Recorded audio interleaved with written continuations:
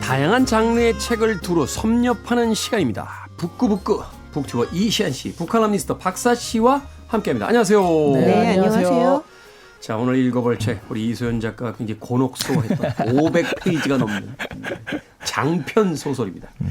얼마 전에 세상을 떠난 대작가죠. 밀란 쿤타라의 참을 수 없는 존재의 가벼움입니다. 제목은 참을 수 없는 존재의 가벼움인데 책은 참을 수 없게 두껍습니다. 저는 이 제목을 누군가가 참을 수 없는 존재의 가려움이라고 얘기를 하겠는데 그 이후에 정말 이 생각을 떨칠 수가 없어요. 읽으면서 계속 생각이 나더라고요. 근데 원래 이 제목이 네. 그 영어로 하면 존재에 참을 수 없는 가벼움이 더 맞대요. 그렇죠. 근데 한국에서 번역될 때 처음에 그 제목으로 들어왔었는데 그때 마케터가 존재라는 말이 제일 앞에 온 책치고 잘 팔린 책이 없다. 그래서 이 존재가 들어오면 안 된다 해서 바뀌어가지고 이렇게 된 거래요. 사실은 그리고 어순상으로도 그건 영어식 어순이잖아요. 네네. 우리나라의 어순은 이게 맞죠. 참을 수 없는 존재의 가벼움. 이렇게 가야 되는데 존재에 참을 수 없는 가벼움. 그러면은 뭔가 가르치는 것 같고 네. 뭔가 좀 강요받는 느낌이 드는데 그 마케터 천재네. 네. 그렇게 하면 의미가 되게 명확한데 참을 네. 수 없는 존재의 가벼움은 뭔가 모호하잖아요. 그러니까. 그래서 더 있어 보이는 제목이 되지 않았나 하는 생각도 들어요. 심지어는 이 두꺼운 책이 몇백만 부가 나왔어요. 우리나라에서. 그러니까 엄청난 책이라고 볼 수 있겠죠. 몇백만 부라. 자, 계산하고 계신다. 네. 일단 밀란 쿤테라 어떤 작가인지 이시안 씨께서 좀 소개를 해 주시죠. 네, 체코슬로바키아 브루노에서 태어났고요. 아버지가 그 음악가이고 피아니스트고 그리고 브루노 뮤지컬 아카데미 수장이었어요. 네. 그래서 아버지에게 음악을 배웠고 피아노를 배웠고 나중에 이 그 작품에 이런 음악적 배경이 좀 들어가기도 하거든요.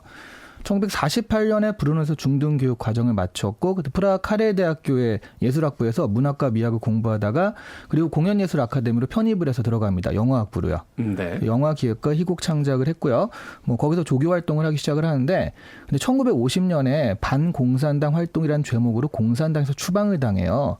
그래서 이 사건을 바탕으로 밀란 쿤데라의 소설 이제 농담 같은 게 쓰여지기도 했죠. 네. 1952년에 졸업한 다음에 영화 아카데미에서 강사가 되었는데요. 1956년에 다시 공산당에 재입당합니다. 계속 이제 입당 신청서를 냈다가 반려되다가 이제 다시 된 거죠. 그런데 1968년에 프라하에 보면 참여를 했거든요. 네. 그래서 1970년에 다시 또 당에서 추방을 당해요. 요즘 정치인들처럼 들어갔다 나갔다 막 이러는데. 아, 그래도 대단한 거예요. 네. 그 어떤 사상적 자기 주관이 분명히 있었다는 그렇죠. 거잖아요. 네, 네. 네. 근데 프라하의 본 경험을 바탕으로 또 1984년에 오늘 이제 살펴볼 참을 수 없는 존재의 가벼움을 집필하게 된 거거든요. 그리고 결국엔 거기서 이제 못 살겠다 싶었는지 1975년에 프랑스로 망명을 합니다. 망명가죠. 그리고 이제 프랑스 시민권을 취득을 했고요.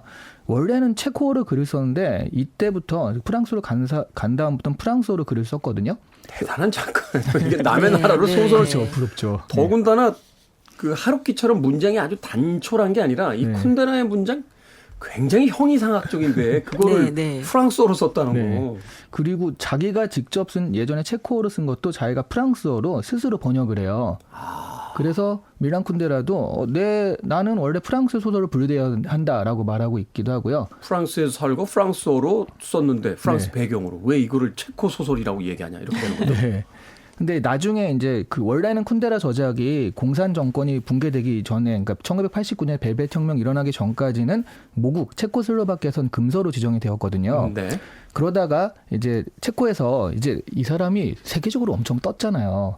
그렇죠. 네, 그러니까 우리나라 사람 다시 해라 계속 꼬신 거예요. 정말 그렇게 말했습니까? 우리나라 사람 다시 해라. 진짜요. 왜냐하면 우리나라 사람 다시 해라. 2018년에 총리가 직접 쿤데라를 방문해서 설득을 했다고 그래요. 체코로 다시 그 국적을 해라. 국적을 그래서, 회복시켜 주겠다. 2019년에 체코 국적이 회복이 되었습니다. 그 국적을 박탈당한 지 40년 만의 일이라고 하는데요. 네. 그래서 이제 지금은 아까 돌아가시기 전까지는 체코 국적이었고 시민권을 프랑스와 체코 둘 다 가지고 있었던 상태가 된 거죠. 그러니까요. 성공하고 볼 여건이 일이죠. 두 개잖아요. 네, 그렇죠. 성공하고 볼 일입니다. 네, 성공하고 볼 일이에요. 네. 이거는. 얼마 전에 메시가 네. 여권 2개 가지고 갔다가 걸렸었는데 그게 전 그렇게 부럽더라고요. 그래도 이미그랜트에 딱 하면 그러는 거 아니에요. 어느 여권 줄까? 이러면서 야, 네. 그러니까 이제 그 쿤데라가 이제 프랑스를 선택해서 갔습니다만 네. 그 이후에 그 활동을 통해서 가장 체코가 이제 사랑한 네. 또 체코인으로서 자랑스럽게 여기게 되는 그런 이제 작가로 금이 환영하게 돼. 네. 그러다가 2023년 7월 11일 얼마 안 됐잖아요. 네, 프랑스 파리 아파트에서 숙환으로 사망을 했습니다. 네. 살아생전에 노벨상 후보에 매번 올랐는데요. 끝내 받지 못하고 세상을 떠나셨죠. 노벨상은 네, 장수해야 돼요. 정말 농담 같아요. 정말 어떨 때 보면은 받아야 될 사람을 놔두고 네. 물론 그렇다고 엉뚱한 사람이 받았다는 건 아닙니다만 물론 그 상이 하나밖에 매년 한 명밖에 뽑힐 수가 없기 때문에 사실은 뭐 너무 많은 후보들이 있으니까 그렇죠. 그런데 어떻게 이 사람이 안 받지? 음. 라고 할 정도로 사실은 최근에 그 다큐멘터리 그 엔니오 모리코네 다큐멘터리 보는데 정말 코미디가 떠오냐. 왜냐하면 공로상을 먼저 받아요. 그리고 아카데미에서 음악상을 줘요. 그래서 이건 뭐지 싶은 거죠. 사실은 음악상을 받아야 공로상을 주는 거 아닙니까? 엘리오 모리코네가 그 전에는 그 음악상을 못 받은 거예요? 그 아카데미 음악상을 받은 적이 없어요. 그리고 어떻게 그럴 수가? 더 이상 자기는 서부 영화 안 한다. 왜냐하면 네. 자기가 서부 영화를 했다라고 해서 사람들이 아이 그게 뭐 뭐 이런 게 무슨 음악상이야. 이러고서는 되게 무시당했다는 거예요. 아, 그런데 이제 쿠엔틴 타란티노가 찾아와서 선생님은 역시 서부 영화 아니겠습니까? 라고 해서 안 하겠다는 걸 억지로 설득을 해서 헤이트풀 에잇이라는 영화에 이제 음악을 맡았는데 그걸로 받아요. 아카데미 음악상을. 그래서 저는 최근에 뭐 이 밀런 쿤테라의 그 책의 제목이기도 합니다만 인생은 거대한 농담 같다는 생각을 할 때가 있는데 네. 어쨌든 밀런 쿤테라가 저는 착각하고 있었네요. 노벨 문학상을 받지 않았나라고 했는데 네. 받지 않은 작가로 다시 한번 판명이 됐습니다. 왠지 이 얘기하니까 생각납니다. 왜 맛집 중에 그런 거 있잖아요. 맛집 TV에 실리지 않은 집. 뭐 약간 이런 거 프랭카드 걸고. 있어요. 네. 3사 TV에 실리지 않은 집. 뭐 이런 데가 있잖아요. 갑자기 KBS. 생각이 나네요. KBS 맛집 프로그램에 꼭 나가고 싶은 집. 맞아요. 이런 것들이 있는데. 자, 그런 사소한 우리가 농담으로 다루기에는 밀란 쿤데라는 사실은 엄청난 대가이긴 합니다. 네. 자, 오늘 이제 읽어볼 참을 수 없는 존재의 가벼움. 이 굉장히 장편의 소설이기 때문에 과연 그 줄거리가 요약이 가능할지 모르겠습니다만 또 요약하면 또 오히려 또 아주 간단하게 요약할 수 있는 그런 그렇죠. 책이기도 하고요. 네, 박사 네. 씨의 요약 솜씨를 좀 보도록 하겠습니다. 그러게요. 한숨을 쉴 수밖에 없었는데. 코너 중에서요. 네. 출연자들이 한숨 쉬는 코너는 아니 우리 제 프로그램뿐만이 아니라 네. 제가 보기엔 대한민국 모든 코너 중에서 출연자가 나와서 하고 시작하는 프로그램. 자, 줄거리 요약 부탁드립니다. 제가 요약한 줄거리를 듣고 책을 읽으시면 제가 한숨을 쉰 이유를 좀 아실 수 있을 것 같습니다. 네. 이 작품에는 굉장히 다양한 사람들이 등장을 합니다. 이 중에서 중심이 되는 커플은 테레자와 토마시. 이 네. 커플입니다. 이 시골에서 웨이트리스 일을 하던 테레자는 우연히 출장 온 의사인 토마시를 만나고 그를 만나러 프라하로 오면서 사랑에 빠지게 됩니다. 근데 이들의 문제는 둘이 서로 굉장히 사랑해요. 그럼에도 불구하고 테레자는 정조를 지키는 것을 중요하게 생각하는 반면에 토마시는 사랑과 같이 자는 건 다른 문제다라고 생각하는 바람둥이라는 겁니다. 정말 말도 안 되는 얘기를 하면서 맨날. 네, 근데 친구들이 너는 도대체 몇 명의 여자하고 잤어? 이렇게 물어보니까 토마시가 한참 생각하더니 한 200명? 뭐 이렇게 얘기를 해요. 나쁜 그래서 자식. 그래서 친구들이 설마 그랬더니 아니야, 한 1년에 8명쯤 되니까 많은 게 아니지라고 항변하는 장면이 나옵니다. 네. 나도 그 여성분들은 그쯤 되면 이제 책을 읽다가 집어 던지고 싶어요. 심지어 주인공이야. 네, 그렇죠. 1년에 8명이면 1.5개월에 한 명씩. 이렇게 되네요. 네. 그걸 또 뭐 계산합니까? 그러게요. 네. 근데 겹쳐 있기도 할 테니까. 네. 토마시와 같이 자는 여자친구인 그 사비나와 또 사비나의 또 다른 애인인 프란츠도 중요하게 등장을 하는데요. 복잡하죠. 네. 이 교수인 프란츠와 화가인 사비나도 여러모로 생각이 다릅니다. 이 프란츠는 이 사비나와의 관계를 자신의 부인에게 말하고 부인을 떠나요. 그런데 그걸 안 사비나는 도망쳐 버립니다. 그때의 프란츠는 자신의 어린 제자와 사귀게 되고요. 이들 사이의 관계에서 이 프라하의 봄이라고 하는 역사적인 사건이 아주 중요하게 작동을 합니다. 이 1968년에 체코의 민주화 움직임을 저지하려고 이 소련과 이 바르사바 조약 회원국이 강압적으로 침공을 하면서 이 프라하가 아수라장이 되는데요. 그러면서 이 토마시와 테레자가 취리히로 건너가게 되죠. 이 테레자가 토마시와의 관계를 견디다 못해 프라하로 다시 돌아오고 토마시는 뒤따라 취리 병원을 그만두고 돌아오고요. 이곳에서 여러 사건을 겪고 변절을 강요당하던 토마시와 테레자는 유리창 닦기와 바텐더로 각각 일을 하다가 결국은 시골로 내려가서 트럭 운전사와 소를 치는 관리자로 살면서 겨우 안정을 찾지만 결국은 트럭 사고로 죽고 맙니다. 네. 이 정도가 이 소설의 한 30%쯤 요약되려나요? 그러니까요. 네. 이후에 여러 사람들이 등장을 하는데요. 다 이들을 중심으로 한 관계 속에서 생각을 하시면 될 것 같습니다. 네. 그렇죠. 각 장에 마치 주인공이 각기 다른 것처럼 네. 그렇게 이제 진행이 되기도 하고 또 이 토마시와 그 테레사의 죽음 같은 경우는 또 중간에 이렇게 등장을 하잖아요. 영화는 이제 맨 마지막 장면으로 가져다 놨는데 네. 이 시간의 어떤 연대기도 약간은 좀 이렇게 그 왜곡돼 있고 그러다 네, 보니까 읽으면서 굉장히 집중해야만 이해할 수 있는 또 그런 소설이기도 합니다. 자, 어찌됐건 이제 프라하의 봄이라고 하는 그 역사적인 배경 속에서 그 존재, 자신들의 어떤 삶을 이제 고민하는 그 주요 4명의 캐릭터를 통해서 이제 이야기가 진행이 됩니다. I want it. I need it. I'm desperate for it. Okay, let's do it. 김태훈의 Freeway. 자, 이 책, 일단 등장인물들에 대한 이야기를 나누기 이전에 이 책의 어떤 근간이 되는 그 철학에 대한 이야기를 좀 해봐야 될 것 같아요. 사실은 이 밀란 쿤데라가 이 책을 쓸 때 야심만만했다라고 느껴지게 되는 것이 뭐라고 할까요? 어떤 소설의 여러 가지 구성 요소들, 뭐 관계와 드라마 또 그 멜로 통속성 거기에 또 어떤 철학적인 어떤 깊이까지 집어넣으려고 하는 일종의 만물상 같은 그런 어떤 네. 느낌이 있어요. 근데 그중에서 가장 중요한 것이 결국은 이 책에 담겨 있는 기본적인 어떤 주제에 대한 이야기를 빼놓고 갈 수는 없을 것 같은데. 네, 네. 근데 정말 그 알랭드 보통이 이 밀란 쿤데라의 영향을 받아서 글을 썼다 뭐 이런 얘기가 있던데요. 좀 비슷한 데가 있습니다. 그러니까 여기 나오는 등장인물이나 이야기들이 어떻게 보면 좀 단순한데 되게 많은 다양한 그 캐릭터들이 나오는 게 작가가 자기가 하고 싶은 얘기를 하고 싶어서 이 사람을 등장시켰나 보다라는 생각이 들 정도로 네. 작가 본인이 얘기를 많이 하기도 하고요. 이게 사실은 현대 소설에서는 이렇게 쓰지 말라는 거잖아요. 이게 그렇죠. 보면은 주인공들은 다 사라지고 작가가 네. 오만 얘기를 다 해요. 심지어 나는 이러면서 막 얘기를 하고 내가 이 캐릭터를 왜 생각하게 됐는가 막 이런 얘기도 중간에 하고 막 그러죠. 게다가 정말 밀란 쿤데라가 자신의 지식들을 되게 많이 진짜 말 그대로 여기다 막 버무려 넣었구나라는 생각이 드는 게요. 이 다양한 이야기들이 나오는데 그중에서 오이디푸스 신화가 굉장히 좀 중요하게 이제 등장을 합니다. 네. 토마시 같은 경우는 굉장히 다양한 여자들을 계속 가르치면서 이제 만나고 있던 와중에 이 테레사를 만났는데 테레사가 두 번째 만났을 때 같이 자요. 같이 자는데 그때부터 그 독감에 걸려서 일주일간을 그 토마시의 집에 머물게 됩니다. 근데 토마시가 그때 사랑에 빠지면서 마치 송진으로 방수된 바구니에 넣어져 강물에 버려졌다가 그의 침대 머리맡에서 건져 올린 아이 같다라고 이제 테레사를 생각하는 장면이 나와요. 그러니까 오이디푸스 신화의 첫 장면인 거죠.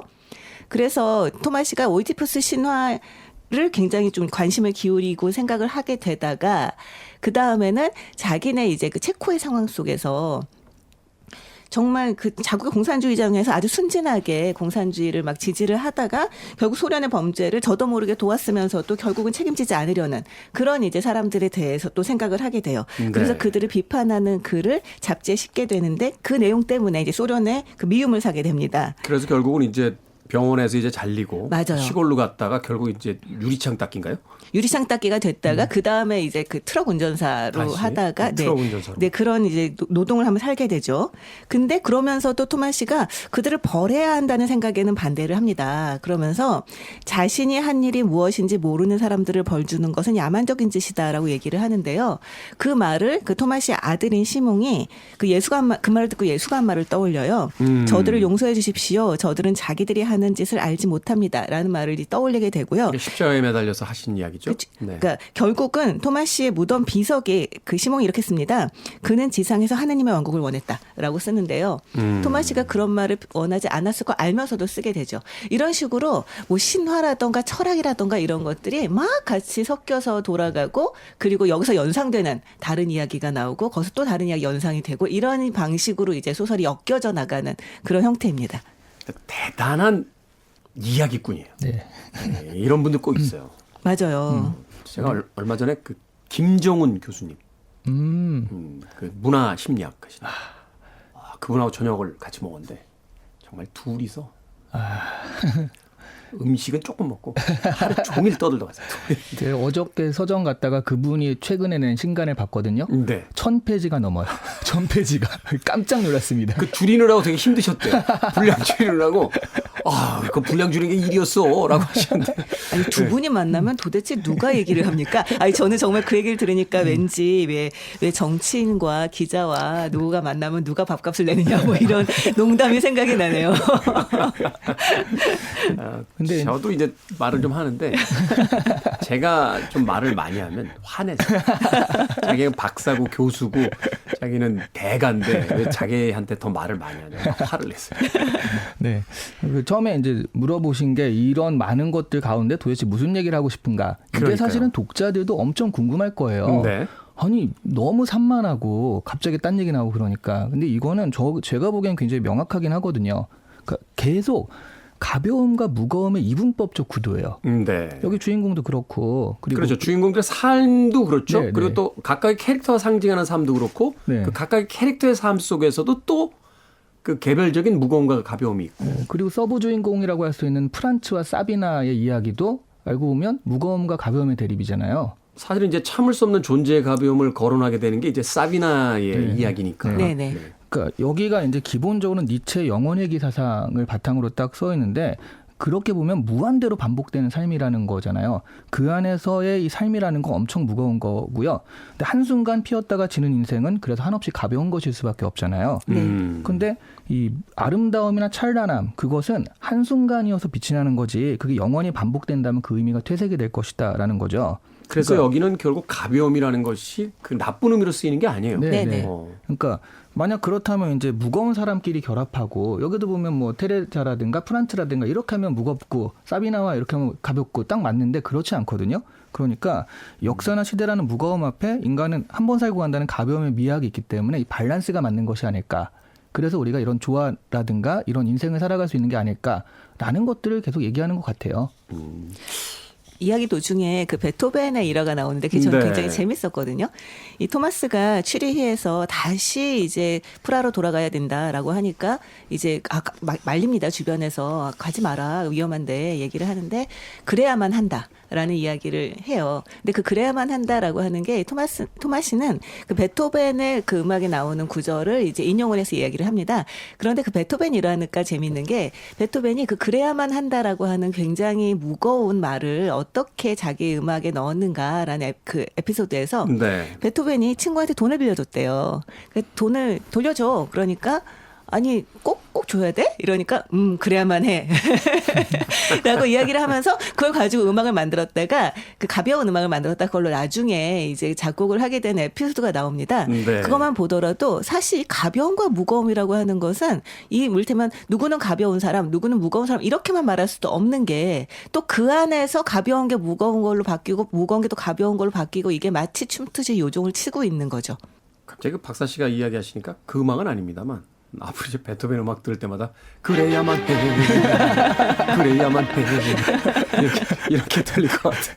근데 그것도 있잖아요. 바흐가 네. 엄청 많이 곡을 작곡했는데 그게 빚에 쫓겨가지고 네. 빚 갚으려고 엄청 작곡했다는 얘기도 사실 있잖아요. 예술가들 다 그렇잖아요. 도스토옙스키도 그렇고 다 그렇죠. 도박빚 떼느라고 다.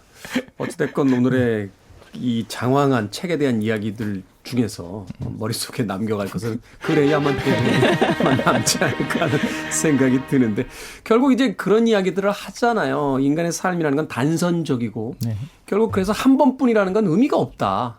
그것은 후회할 대상도 아니고 뭐 어떤 감상을 넣어놓을 대상도 아니다. 왜냐하면 지나가고 다시 그 시간으로 돌아갈 수 없으니까. 네. 그럼요. 마치 그 테레사가 그 유명한 어떤 철학적인 명제죠. 그 사람은 같은 강물에 두 번 발을 담글 수 없다라고 하는데 흘러가는 그 물을 보면서 이별을 왜 그 떠올리는 그런 장면들 같은 것들도 굉장히 철학적이고 사실은 그래서 우리들의 삶이라는 것이 매일 반복되는 삶의 어떤 무거움 하지만 한 번 지나고 나면 돌아오지 않는 시간의 가벼움 이런 것들을 계속 교차하면서 살아가고 있다는 듯이 이 책에 대한 어떤 주제를 이야기하는데 그래서 이걸 보면 딱 그게 떠오르지 않아요? 시지프의 신화? 그렇죠. 계속 돌을 굴려서 근데 거기서의 시지프스는 영원성을 가지고 있잖아요. 그렇긴 하죠. 네네. 근데 이제 계속 반복되는 어떤 그거의 무거움, 그 영혼의 기 여기도 영혼의 기니까 그런 부분에서 저는 되게 똑같다라고 느꼈거든요. 네. 참 그 이야기를 어떻게 이렇게 소설적인 어떤 그 드라마로서 담아낼 수 있을까? 좀 대단한 작가라는 생각을 다시 한번 해보게 됐습니다. 이 네 명의 주요 캐릭터들 중에서 좀 이 캐릭터들의 이런 행동들이 이 이야기와 또 가장 잘 맞물려 있는 것 같다라고 생각하시는 사건이나 또는 그 주인공들이 있다면 어떤 부분들과 어떤 주인공들일까요? 역시 저는 그 서브 캐릭터죠. 그러니까 지금 프란츠와 사비나의 이야기 중에, 네. 그러니까 프란츠는 원래 이제 아내가 있었는데 사비나랑 이렇게 또 그런 불륜 관계에 빠지면서 뭐 아내를 버리고 이쪽으로 가려고 그게 진지하게 하니까 그렇게 다가가니까 사비나가 미국으로 튀어버리잖아요. 그러니까 나는 너를 그렇게 가벼워서 만났는데 이건 아니지 하고서 미국으로 가버리다. 근데 심지어 미국 가는데 그림이 잘 팔려요. 근데 여기서 제가 인상 깊었던 건 그래서 프란츠도 에잇 인생 뭐 나도 가볍게 살아볼래라고 생각했는지 사비나가 떠나고 안경제비 학생과 연인 관계를 하게 되잖아요. 네. 그러다 시위에 참가하기 외국에 갔다가 거기서 강도를 만나서 죽게 되거든요. 캄보디아인가요? 거기가? 네. 네. 캄보디아 갔다. 그러니까 이게 뭐지? 그러니까 무겁게 살아야 되는 사람이 가볍게 살려고 했을 때 이런 그 벌이 내리나? 이런 생각도 했고요. 그 안경제비 학생과의 일화가 되게 뭐지? 라는 생각을 좀 들게 하더라고요. 가벼움과 무거움이 계속되는 그 교차들. 네. 네.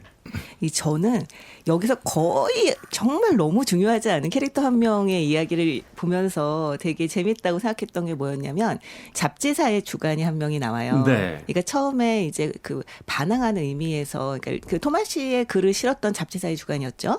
그래서 정부에 반항하는 의미에서 글을 쓰고 아주 공격적인 글들을 이제 잡지를 만들고 사람들이 주목을 받다가 이제 그 소련 침공하고 하는 와중에 이제 직업도 잃고 완전히 이제 그냥 공중에 떠버리게 되는 거죠.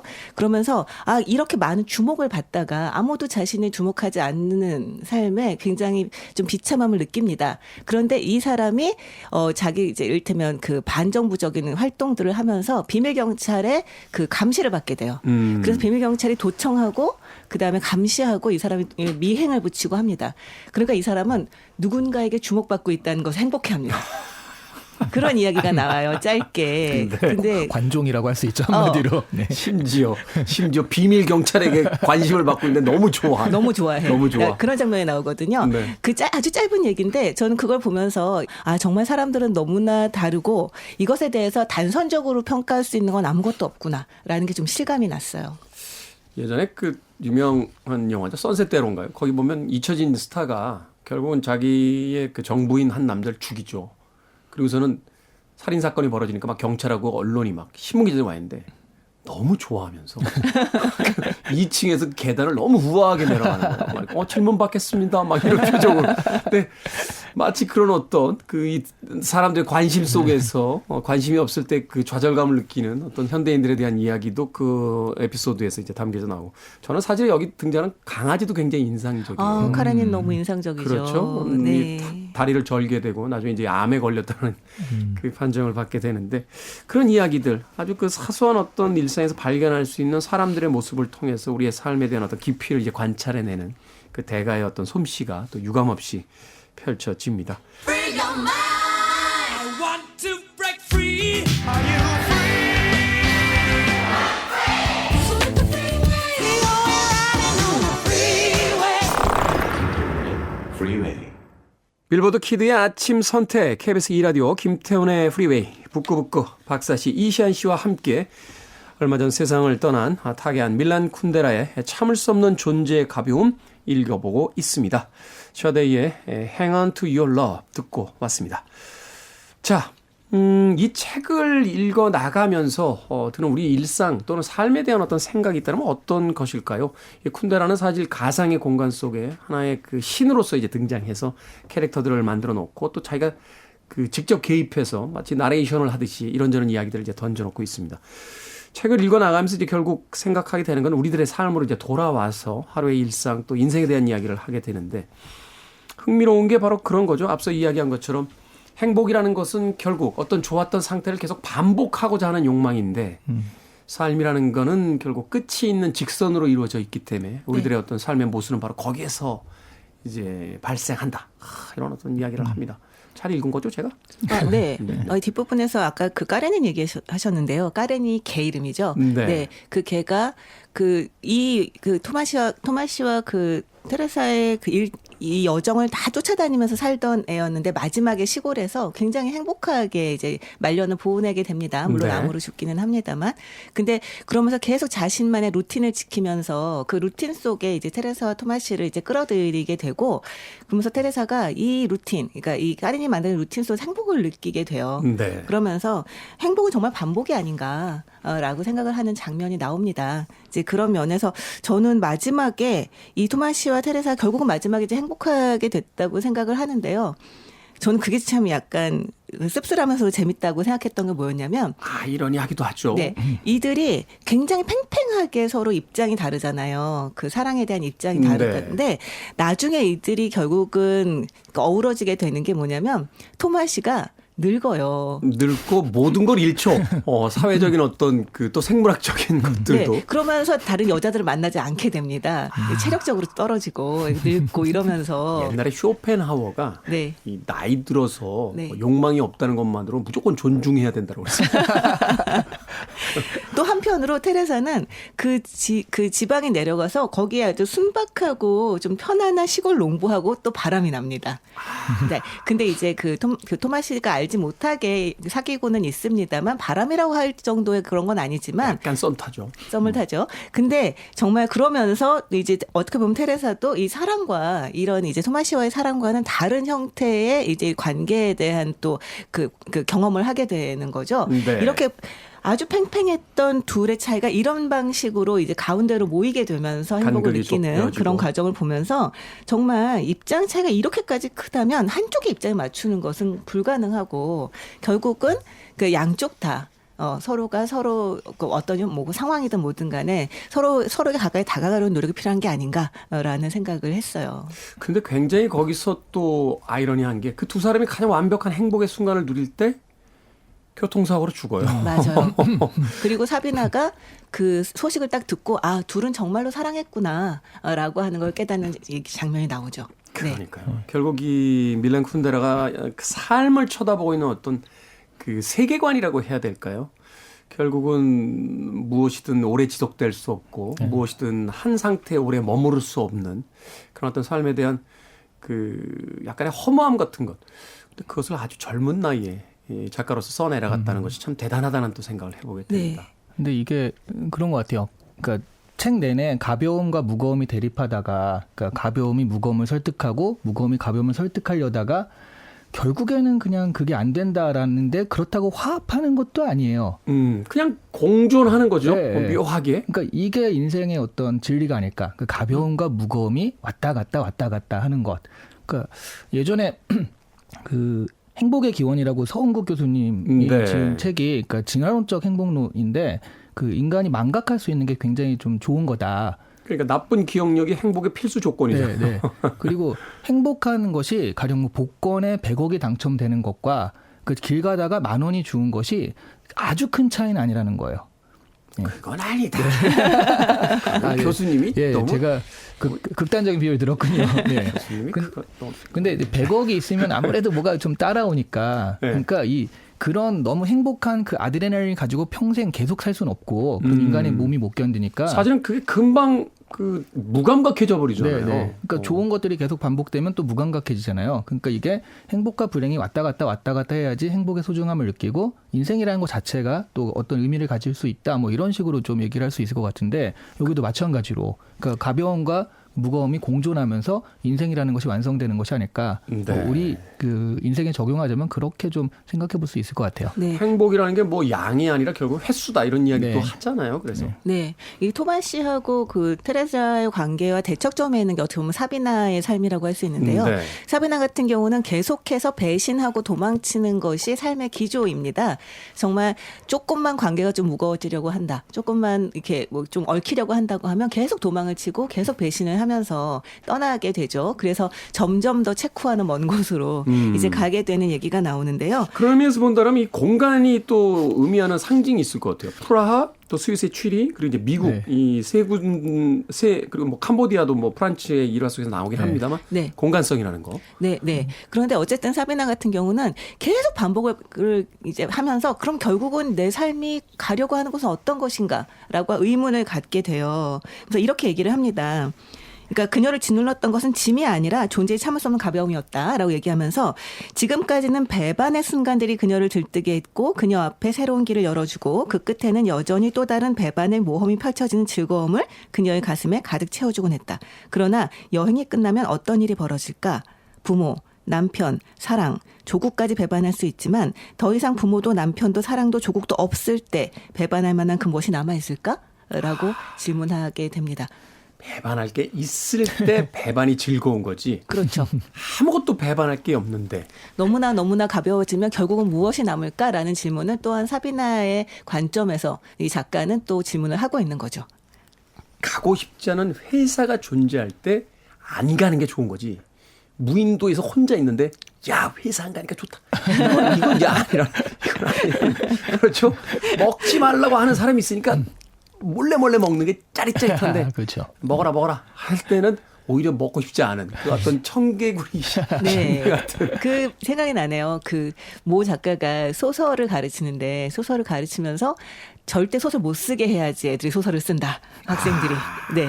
몰래 맞아요. 이불 속에서 쓰고 이런다라고 얘기를 했다는 얘기가 생각이 납니다. 옛날에 네. 저희 선생님도 그런 이야기 한 적 있어요. 아이들한테 자꾸 넌 글러 써라고 이야기해야 이를 꽉 물고 쓴대요. 요즘은 그럼 네. 큰일 납니다. 고소당하기 그러니까요. 때문에. 네, 그러면 안 돼요. 그리고 그 선생님의 소설이 그랬어요. 세상에서 소설에서 하지 말라는 짓은 다 하셔서 소설을 쓰셔가지고 그게 문단에서 굉장히 화제가 됐던 그런 작가분이셨는데 그렇군요. 사실은 이 책이 이제 이야기하고 있는 것 우리의 삶의 어떤 작은 부분과 큰 부분을 계속 교차시키면서 무거움과 가벼움, 가벼움과 무거움. 결국 우리는 가벼움에서 무거움으로 가려고 하고 무거움에서 가벼움으로 또 오려고 하는 이 관계 속에서 계속 그런 것들이 나오죠. 그럼에도 불구하고 그것은 영원히 섞일 수 없으며 그것이 결국은 한 시간과 공간에 공존함으로써 우리의 삶은 계속 될 수밖에 없다라는 거. 그런 이야기를 하고 싶었던 것이 아닐까 하는 생각이 듭니다. 자, 오늘 프라하의 봄을 배경으로 하는 밀란 쿤데라 얼마 전 타계한 거장 밀란 쿤데라의 참을 수 없는 존재의 가벼움. 네, 우리 이소연 작가의 격렬한 반대에도 불구하고 500페이지가 넘는 책을 읽어봤습니다. 그래서 그런지 몰라도 이번 주에 유독 지쳐 보여요. 네, 굉장히 지쳐 보입니다. 자, 한 줄 추천사로 마무리하도록 하겠습니다. 네, 이건요. 독서 내공이 높지 않은 분들에게는 이 생각보다 야한 소설이어서 효용이 좀 있어요. 그게 네. 내가들이 그래서 그런 걸 중간에 네, 그러니까요. 근데 독서 내공이 높으신 분들에겐 이게 생각보다 깊은 소설이어서 또 효용이 있습니다. 참 대단하네요. 가벼움과 무거움이 공존하고 있는 그런 소설이다. 네. 저도 이 남녀상열지사 너무 오랜만에 읽어가지고 되게 즐겁지만은 않았습니다. 되게 내가 왜 안 당황하셨다고. 읽는지를. 네. 순간적으로 이게 어떤 장면인지 이해를 잘 못하고 가셨대요. 아니 이게 저 뭐지? 옛날에 이게 뭐지? 읽었던 소설인데 읽었던 소설을 다시 읽으니까 이런 장면이 있었나 약간 이러면서 다시 읽게 되더라고요. 네. 저의 추천은 누구나 다 자신만의 사랑의 방식이 있을 텐데요. 내 사랑의 방식은 어떤 것일까 궁금하다면 이들의 이야기를 읽어보시기를 권하고 싶습니다. 네, 각기 네. 다른 사랑의 방식으로 서로를 사랑하는 사람들의 이야기. 저는 이렇게 정리할 수 있을 것 같아요. 책보다 보면 영화를 보고 싶어집니다. 영화도 꽤 야합니다. 맞습니다. 자, 오늘 북구북구 밀란 쿤데라의 참을 수 없는 존재의 가벼움 읽어봤습니다. 다음 주엔 박완서 작가의 도둑맞은 가난 읽어보도록 하겠습니다. 북튜버 이시안 씨, 북칼럼니스트 박사 씨와는 다음 주에 뵙겠습니다. 고맙습니다. 네, 고맙습니다. 감사합니다.